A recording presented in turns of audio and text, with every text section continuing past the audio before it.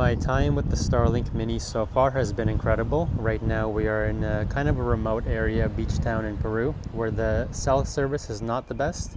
So having this Starlink Mini has been like a godsend. I have it here mounted to a clothes drying rack, just for stability here. And in the box you get a 15 meter, about a 50-foot power cord, and a brick for wall outlet.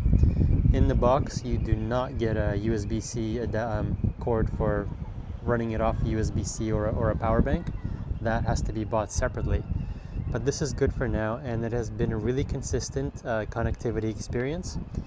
I would compare Starlink to maybe a good cable internet connection. Not as good as a fiber optic in terms of latency, but of course, it has to go up into space and come back down to a ground station somewhere.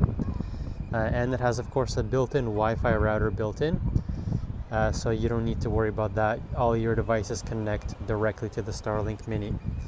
It's been really great. Right here you can see I have a little bit of an obstruction on the roof, and the app will basically map out the obstructions of your positioning, and it'll smoothly hand off the connection between all the different Starlink satellites in the sky.